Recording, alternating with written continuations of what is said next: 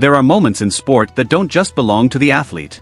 They belong to every person who ever dared to believe in something they couldn't yet see. Every child who practiced alone in the heat. Every parent who sacrificed quietly in the background. Every fan who whispered a prayer before the first serve. This is one of those moments. But to understand what happened at Wimbledon, you have to understand something about the sport itself. Grass courts don't forgive hesitation. They don't reward doubt. They separate players who believe from players who merely hope.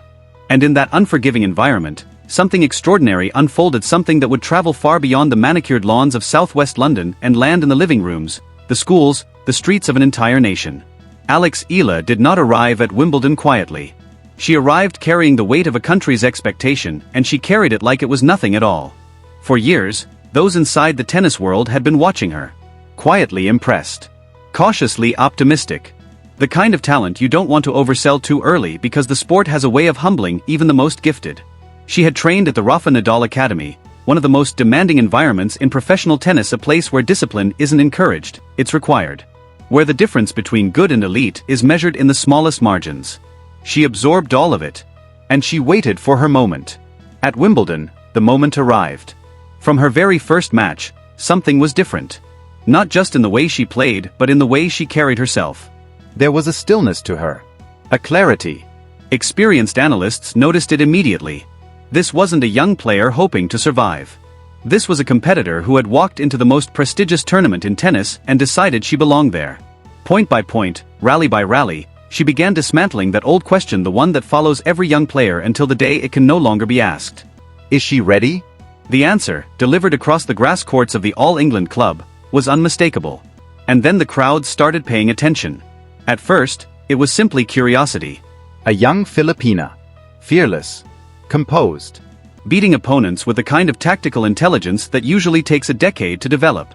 But curiosity has a way of evolving. Match after match, the admiration grew. Spectators who had come to watch established names found themselves staying longer than expected, watching rallies they hadn't anticipated, drawn in by something they couldn't quite explain. Meanwhile, thousands of miles away, an entire nation was waking up before sunrise. Some set alarms they had never set before. Others stayed awake through the night, unwilling to rely on highlights that would only tell them the score. They wanted to feel it live. Families filled living rooms. Friends crowded around small screens. In cities and provinces across the Philippines, people who had never followed tennis with this kind of intensity were suddenly unable to look away. Because this was no longer just a match. This was history, and they could feel it happening. What made it even more powerful was what Alex didn't do. She didn't let it change her. Success has a way of shifting people. Fame quietly rearranges priorities. Pressure rewires behavior. But after every win, she stood in front of cameras and microphones and spoke the same way she always had. Grateful. Grounded. Focused on the next challenge rather than savoring the last one. She thanked her coaches without being prompted. She acknowledged her family without hesitation. She spoke about her fans with a sincerity that didn't sound rehearsed. That authenticity became its own kind of magnetism. International media started covering her not just as a sports story but as a human one. Former champions discussed her movement. Analysts broke down her decision-making under pressure. Commentators praised her ability to absorb the momentum of an opponent and redirect it. But beyond the technical conversation, something else was being said quietly, between the lines of every broadcast. This young woman wasn't just playing well. She was competing with the mentality of someone who had already decided she belonged among the best. That is not something you develop in a week. That is built through years the cameras never see. Early mornings with no audience. Practice sessions that end in exhaustion rather than triumph. Tournaments that go wrong in every possible way. Injuries that arrive without warning. Defeats that linger longer than anyone knows. Moments when the confidence you've carefully constructed simply collapses and you have to build it again, quietly, without any applause. Alex experienced every one of those things. Critics questioned whether the expectations surrounding her were realistic. There were stretches when results didn't reflect the potential everyone believed was there. She lost matches that hurt. She faced pressure that would have caused others to retreat. But somewhere in every setback, she made a choice that separated her from the players who never quite break through. She learned from it instead of running from it. Every disappointment became a blueprint. Every difficult loss revealed something that needed to be stronger. Fitness. Mental resilience. Shot selection under duress.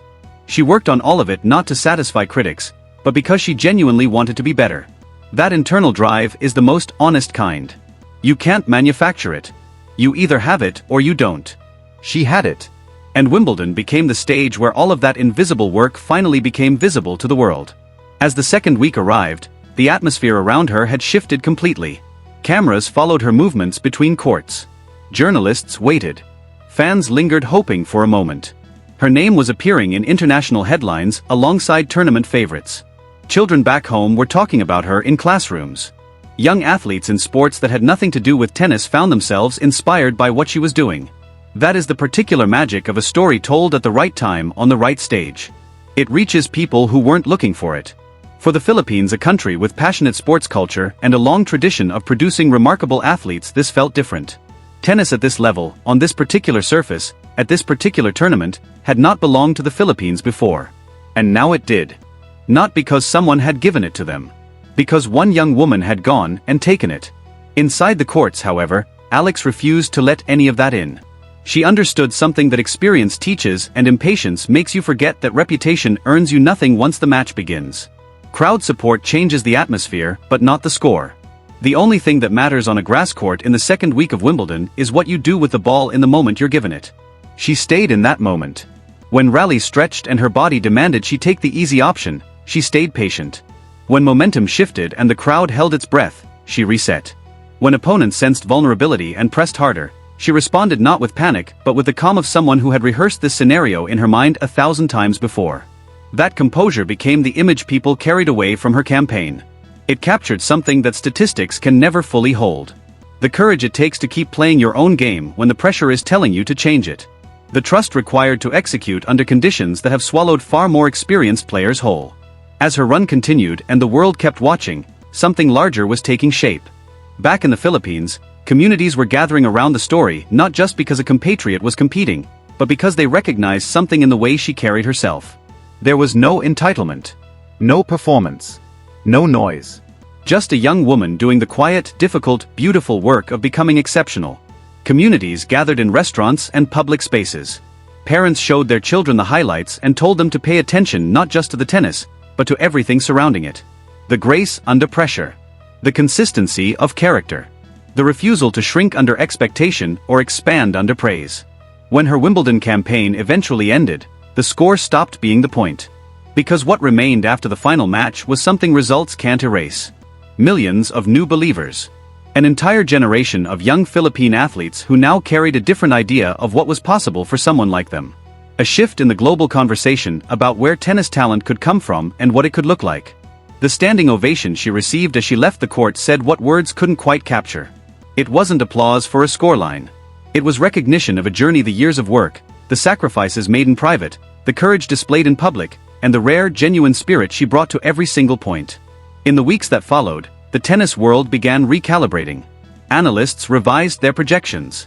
Commentators spoke about quarterfinals, semifinals, deeper runs at majors not as distant fantasies but as logical next steps. Opponents began preparing for her differently. Sponsors, media platforms, tournament organizers, all of them saw what Wimbledon had confirmed. Her matches drew audiences. Her story resonated. Her future was not a question anymore, it was a conversation about how far. And through all of it, she remained exactly who she had always been. That might be the most remarkable part of everything. Because fame is not neutral. It pulls. It reshapes. It tests the foundation of who you are beneath the results and the recognition. Alex stood on that foundation, the coaches who pushed her, the family who held her, the years of work that nobody photographed, and it held. The road from here won't be smooth. Professional tennis doesn't offer smooth roads. There will be opponents who study her more carefully now. There will be surfaces that don't suit her as naturally. There will be tournaments that end before she's ready for them to. The defeats will still come, because they always do. But something has permanently changed. Before Wimbledon, the question was whether Alex Eala could compete at the very highest level of women's tennis. After Wimbledon, that question no longer exists. It has been replaced by something far more interesting. Just how high can she go? And across the Philippines, in every city and province, in every school where her story has been told, in every young athlete who picked up a racket and thought maybe, just maybe, that dream isn't impossible after all, the answer to that question is being written right now.